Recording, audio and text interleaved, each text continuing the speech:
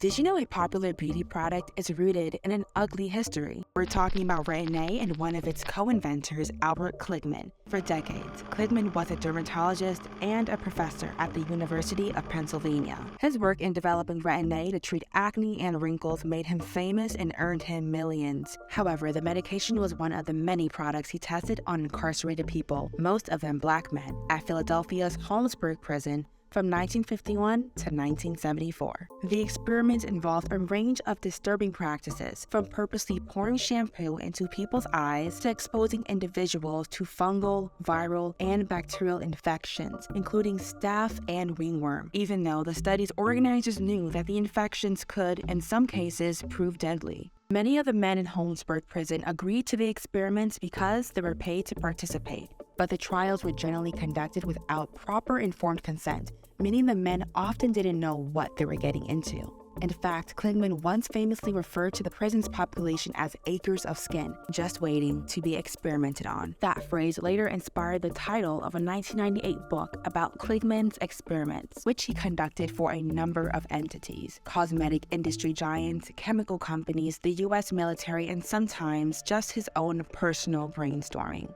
Kligman's work did occasionally come under scrutiny by the FDA, the Philadelphia's DA's office, and a Senate subcommittee. Still, for the most part, his reputation remains intact for decades after the experiment ceased. Retin-A proved a success when it was introduced to the market, earning him substantial royalties from Johnson & Johnson. With that money, he donated millions to the UPenn dermatology program. As recently as 2003, he was honored with a Distinguished Achievement Award by the College of Physicians of Philadelphia. However, Kligman's standing has been revisited in recent years, especially in the wake of the Black Lives Matter protests that erupted in 2020. In 2021, UPenn School of Medicine formally apologized for its recognition of Kligman's legacy relating to his experiments on incarcerated people. In 2022, the city of Philadelphia did the same. And this January, the Philadelphia Medical Society that gave Kligman a lifetime honor in 2003 apologized as well and rescinded that award. Kligman himself died in 2010. Speaking to the New York Times after his death, his daughter remarked that he had genetically great skin.